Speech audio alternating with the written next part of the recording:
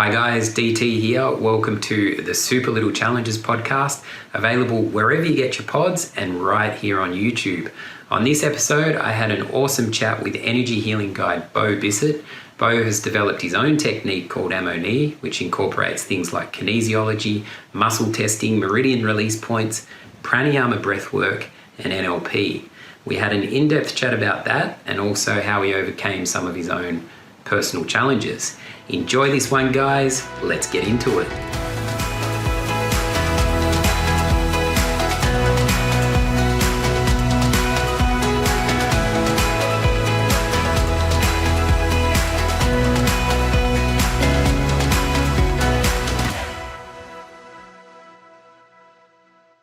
To kick things off, how important is self-awareness to you? Self-awareness is the golden ticket to finding out who you are.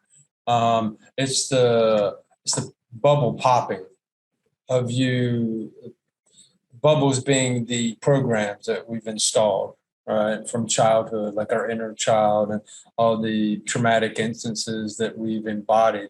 And then it's becoming aware of what those traumatic instances are. And the thing is, like trauma, when people they look at trauma, they think car accident or they think like death in the family or a broken bone. But like trauma, the definition is an emotional response. So like each of us defines trauma. Like so, something for you, like a car wreck, might be traumatic for you, and then like for me, getting scared by getting scared at Halloween might be, traumatic, right? So we are the ones that define trauma. So our subconscious does. And then it embodies that, it hangs on to it, and then it uses the traumatic instances or emotional reactions that we've had over the years to dictate how we go on and live our lives and how we feel about love, money, sex, relationships, and everything else under the sun, exercise, and you name it.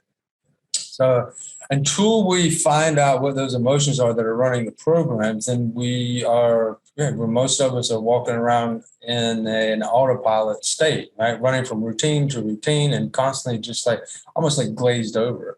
And the self-awareness is finding those emotions that you program, popping the bubble, and then realizing the self-awareness comes because the things that we do, the emotional reactions that we have to emotional instances or to any external event that happens in our environment.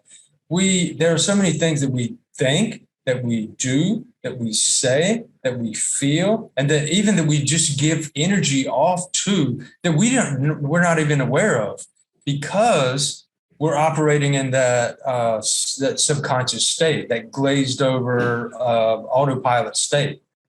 So the awareness comes when you find them, pop them, and realize there's micro thoughts, words, deeds, emotions, and energy that we are giving off that are undermining, they're self-sabotaging our success. I like that you refer to it as popping bubbles. It's quite a visual. Yeah, really, really is like that. And as you say, a trauma might not be some big thing, and it may be something that happened to you as a child you had a toy snatched, and as you say, that's you've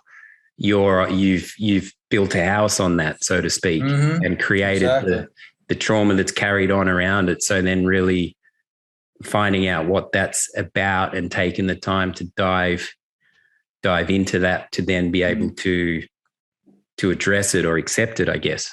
Exactly. Yeah. Accept it, identify with it, accept it, appreciate it, and then let it go. Now, the one thing you said about the traumatic instances and, about, having this toy snatched away, I want to get like even a little bit finer and the work that I've done, I've found that there can be, like if your dad comes home from work and he is, moody and you want something, but you go to him and then he just looks at you and just goes, it doesn't have to be any words exchange. You can feed off that energy, and you going to want something from dad and then you feeling that energy from him can be a program as well. I mean, these programs that we find with this work, they're so so micro oriented, I guess, and we embody them, and then we use them. We don't even, we're walking around and we don't even know that, an instance like that we're not even,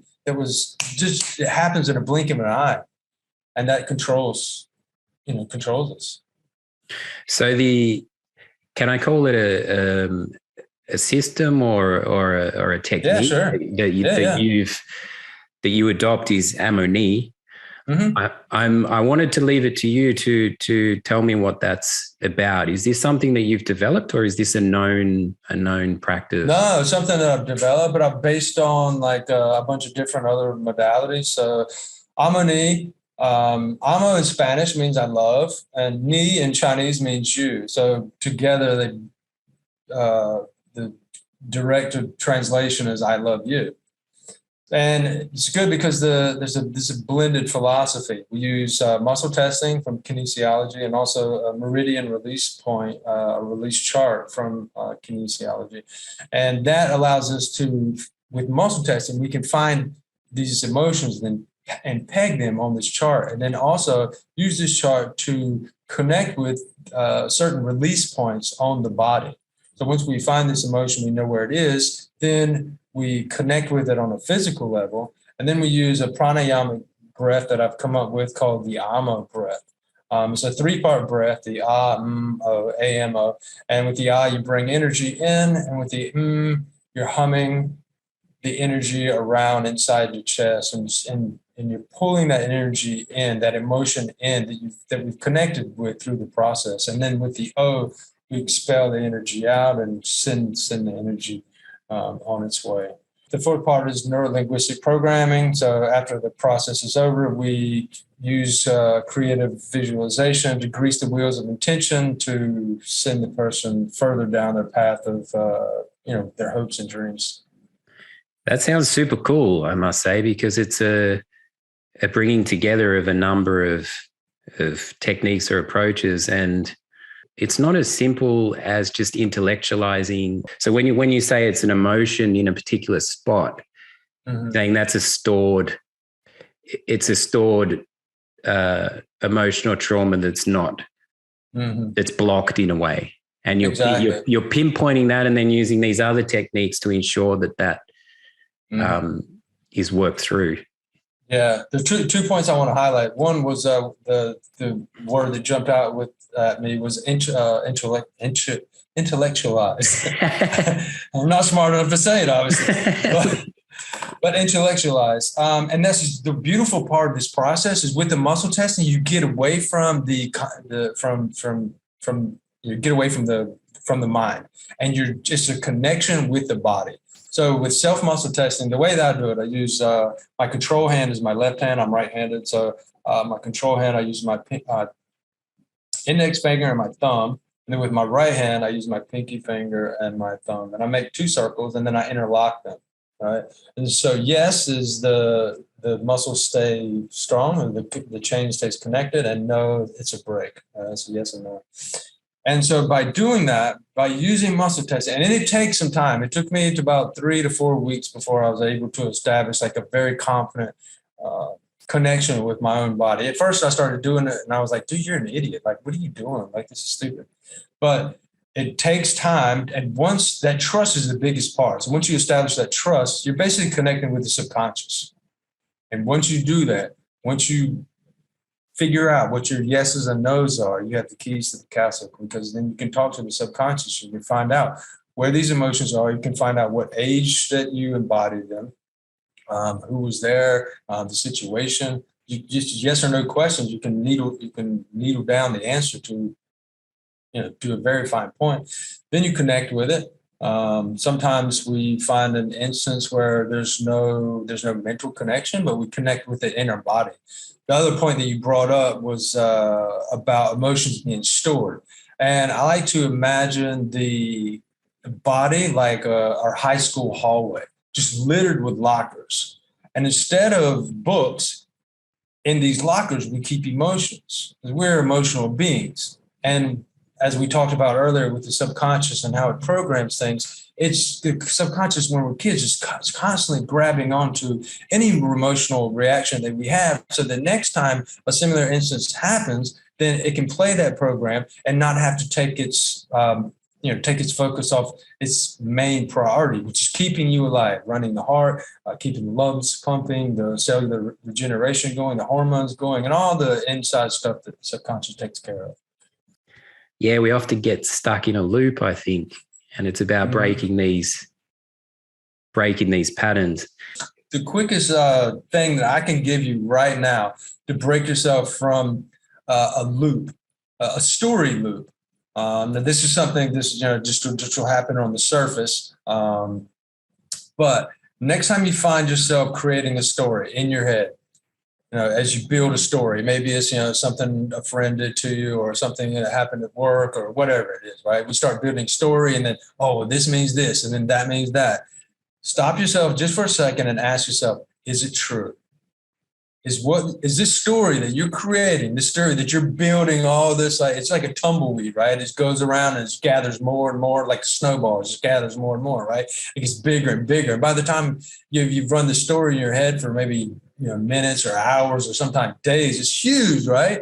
But then when you ask yourself, is it true? You can just basically, again, like the bubble analogy, right? Just go right up to it and go, pop, and it just dissolves. It's classic what we perceive to be real in our own minds and how creative we get, perceiving outcomes in situations and thinking we know how they're going to go, and then you get there and you've already got a picture in your head how this was going to play out, and it's never, the same. I might have had a picture in my head how this chat would play out, and it's we can't predict that stuff. So yeah, it's like step away from it in a way, and as you say, see it for what it is and go, what elements of this are real? What's in front of you? What's actually tangible? Even with our own visual senses, or not visual, but our own physical senses. I have an example.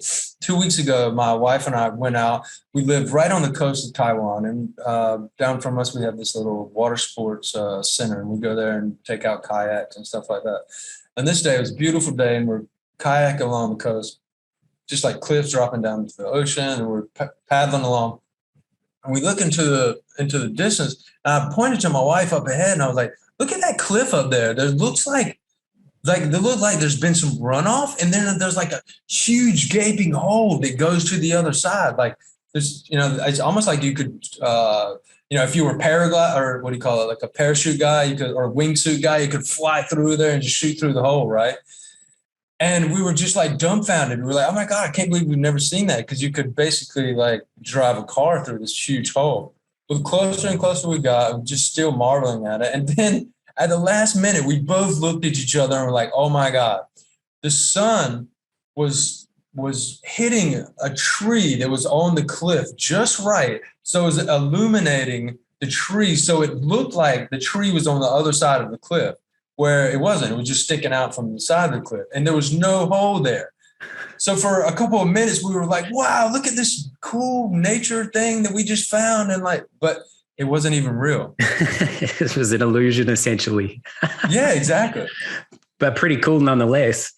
Yeah, exactly. I mean, we had a good time with it. It makes a great story. But yeah, it's amazing, what we create, right? Even the things that we think are, we can visibly see and touch, right?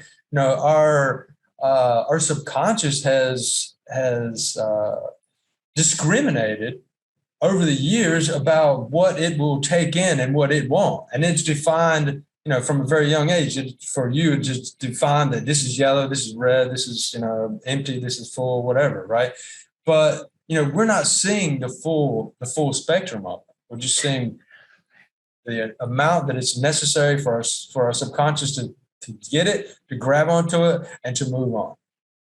Fear would be a factor as well in terms of creating a story and then the fear that generates from it, and how we keep that fear at bay, as in fear is a false, what is exactly. It? It's a perceived threat of something that's not there, but the visceral power that fear has, even on a story that we've embellished in our own minds can really, like you said earlier, can really throw you for a totally couple of days until you, as you say, you shoot an arrow through that bubble and let it. Is it true? That's all you have to say. Like, because fear is a future-based emotion, right? Right now in this moment, right here and right now, you and I are great. Everything's peachy. There's no, we have nothing to worry about. You're in your home. I'm not in my home. We're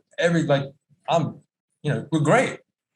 But as soon as we step out of that, we start projecting what's going to happen next, then, worry might creep in, fear might creep in, anxiety might creep in. But, and that's what that question does. Is it true? Boom, it pops out of the bubble almost immediately. What led you in your own personal life to this type of work? Oh, I was broken. When I was, I started out as a very angry child. And a lot of, through the work that I do now, I realized that a lot of what I experienced in my childhood was manifestations of my own anger, guilt, low self-worth, and things like that. I broke. For me, my big thing was self-sabotage on a physical level. I got injured a lot. And then in my teens, after my parents got divorced, and then I ran out of the house the day that they told us. And then after that, not long after, I started abusing alcohol and drugs. And when I was 19, I got in a car wreck where I almost killed myself. 2 years later, I got in a similar car accident. And then in my mid-20s, after graduating from school, I got hooked on cocaine. And at that point, I was like, man, this is, I put my family through all that with alcohol. Now, and now it's cocaine. I was like, I can't do it. And I just ran. So I gave away everything I owned, gave my brothers the keys to my car as I walked to the airport, and said, it's yours, do with you want. And I left the country, and I stopped in London. I had a friend there, so visited him for about a week, and then ended up moving to the Czech Republic, taking an English teaching course there. And from there, I just bounced around the world teaching English and destroying myself with drugs and alcohol just over and over and over again. And it wasn't until my mid-30s that I realized that, I came home because I hit rock bottom. My aunt got breast cancer. And at that time, I was like, all right, my body's physically breaking down. My aunt is dying, or not dying. She has breast cancer, which she recovered from, by the way. And I was like, dude, you got to get together, man. And that's where I started. And it just I looked and I looked and I looked, and I would get a few steps closer, or I would get a step closer, but then 2 steps back. Like one step always felt like I was just falling backwards. And it wasn't until that I discovered the work on the emotional level that I realized, wow, I found it. This is it. And it takes serious courage and balls to be so honest about, especially the excess and the drugs and stuff. So real kudos to you for just being so upfront about that. Because thanks, man. Well, yeah, people need to hear that, right? I mean, because I did it with drugs, drugs and alcohol. Drugs may be a lot less socially acceptable than alcohol, but people do it with sex. They do it with alcohol. They do it with food. Some people do it with work. I mean, pick your poison, right? I mean, mine was drugs and alcohol. So. I had a similar thing where I was repeating the same destructive behaviors for a long time until it just got to the point where I was like, why are you doing this? It's the results are the same, and you're repeating this, and it's not really holding up in terms of your well-being and the things you want to do, and it's not aligning with who you are at your core values. So in a similar way, I got to that rock bottom point and was like, dude, you got to start really looking at the underlying reasons for whatever the behavior or whatever your poison, as you say. It's like, what's the underlying shit going on there that's feeding all this? For me, it's just, it was emotional. Like the first book that I picked up when I started going on my path was called Love Yourself First.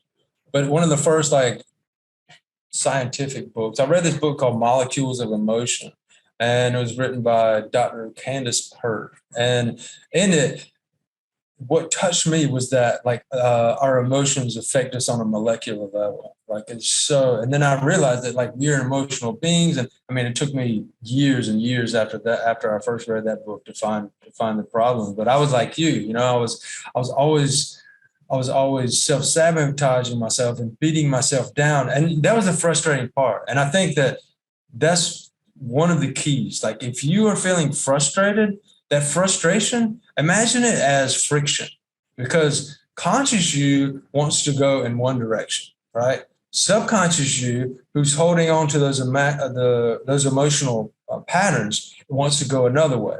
So that Rub. yeah, that friction, The rub. yeah, that rub between them, you know, the two gears going the opposite way is just keeping you frustrated. You know, why you can't lose weight, why you can't start a business, why you can't, you know, be a better a parent to your children, why you can't do, you know, whatever it is that you can't do or don't feel like you cannot do, right? But that frustration is you battling your subconscious programs. Yeah, to have the two trying to, as you say, that friction, the rub between the two. Mm-hmm. It's and that's that frustration. You're just like, oh man, why is this? And for me, it was always, those were the exact words that I was always saying. It's like, why can I not do this? Why is this not working for me? Why is this person doing this and getting results? And why am there was just like, there's something missing. There's a key ingredient that I am missing. I'm not touching on. I read Tony Robbins, Joe Dispenza, like, you know, all the books. And I was like doing all the exercise and it just wasn't working. But when I was able to, with the muscle testing, go in and have a direct conversation with my body and figure out the emotions that I buried, boom, the separation that we experience in life is we create. We create that separation. Like everything, you know, everything is energy, everything is connected. So do you think we're trying to get to a place where there's none of those emotional blocks, or are they an ongoing continual thing? Like you may get rid of one, but then you experience something and then you have another one? No, that's a really good question. See, we go in and we find the emotions that you've embodied as a child. I'm going to do your inner child healing and we take care of those emotions that you've anchored, right? But the thing is, you have that system of lockers established and you have the history of embodying these emotions. And for example, some of the places that I embodied emotions, my lower body, my lower back. And you will, if you don't, it's like exercising, right? If you stop exercising, you're going to lose your six pack, right? If you start eating crappy food, then you're going to gain weight, right? You know, this is just another, you know, our emotional well-being requires as much attention initially when you first start going down this road. Now I do like a maintenance routine of like I don't know, maybe an hour a week. You know, the clearing work that I do. But I mean, that's an hour a week, right? So yeah, so it's an ongoing process. We're never of course. I think in whatever we do, we're never at that kind of ultimate finish point. The work is always. No, you're never, ever, never. You're exactly right, man. We all want to take that pill, right? Just give me that one thing and let me do that. And then there'll be no more problems, right? But, you know, it's with the exercise, with the way we eat, with our emotional well-being, with our spiritual well-being. And, you know, it's a practice, you know, that we establish and adhere to. And if we want to live the life that we are capable of, if we want to live up to our potential, that's just another thing that we need to do to groom and, you know, like the same as we take care of ourselves by brushing our teeth, right? Yeah, I hear. One other thing I think, so where can people find you? The best place, I'm on all the social channels, but the best place to find me is the website, amoniclear.com. I'm doing a lot of YouTube.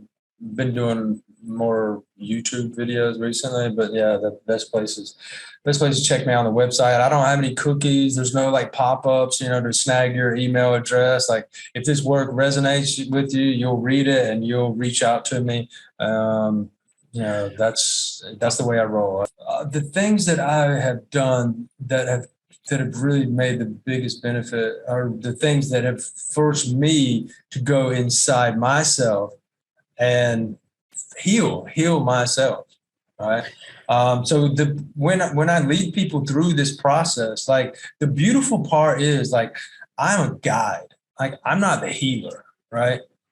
You are the healer, or whoever else that I'm working with is the healer. They are the one that's healing their bodies. All I do is I use the system to find out where the emotions are, what age they were located, what age they were stored, and then any other details that help us form a picture around that emotion. Then the individual uses the release points that we connect with and the Amo breath to move the emotions on their own. Like this system is so empowering because I'm showing you how to do it, but as we're doing it, you are doing the work. The person I'm working with is doing the work. And it's amazing, the reactions and the instantaneous results, sometimes instantaneous results. When I first learned how to do this work,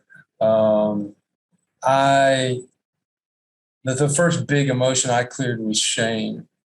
And when I cleared that emotion, shame, it was just brought down walls. I cried for hours and hours. And as I went through the process that I will run people through now, I'm about 70, I'm about 80 kilos. As I was and I'm fit.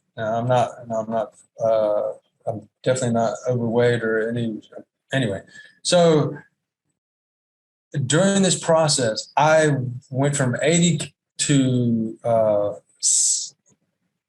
60. I think I got down to 68. So I lost over 20 pounds. Right.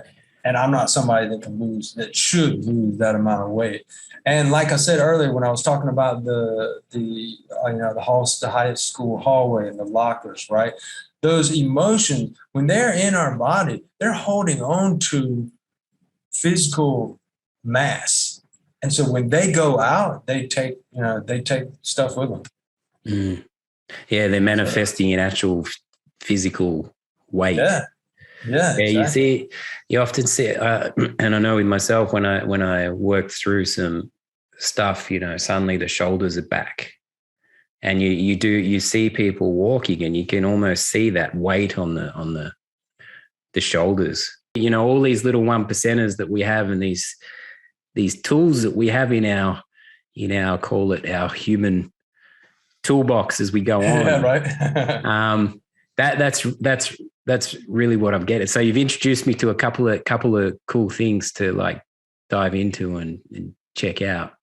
It's kind of like what you said before about the comfort of the subconscious patterns. It's easier to stay in that repetitive thing unconsciously than it is to go, you know what, my wiring's a bit shot and I need to reconfigure some things, and it may not be comfortable.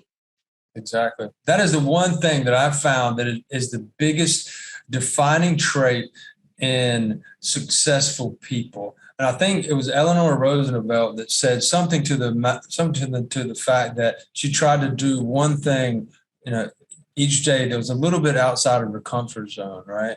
And it's not, I don't mean like, don't take that to heart. And if you're listening to this and think like you need to do like 100 extra push-ups or you need to do some completely something different that day. But, when you find yourself, comfortable, ready to sit down or, just like veg out in front of the TV, is there something that you didn't do today that you could step out of just a little bit outside of your comfort zone? Maybe it's like 5 minutes of meditation. Maybe it's just stepping outside on the back deck and just being with yourself quietly for just a couple of minutes, right? But just just being with yourself and just getting outside of the norm of, zoning out in front of your phone or zoning out in front of your TV, or like even just, being with friends and like letting their stories and the drama of what's going on drown out, what you should be, what you could be, not I hate to say should, but what you could be focusing on and using to learn to grow. Because it's when we step out just a little bit outside of that comfort zone, then we're staying a step, just a very small step ahead of the subconscious. And by doing that, we're staying just outside of that comfort zone, which allows us to grow and get away from those constraints that it's built around us. And continue to pop those bubbles as they. Yeah, exactly. Right.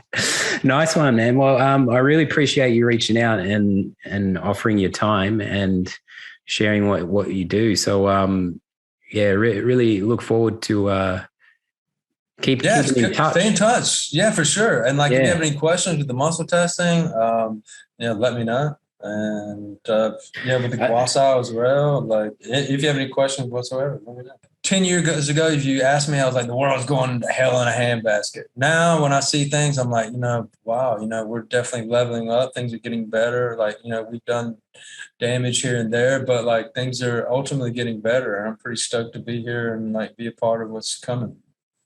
Awesome to hear, man. Well, I look forward to keeping in touch. Yeah, Daniel. Yeah, thanks, Bo. Awesome. Yeah, take care, man.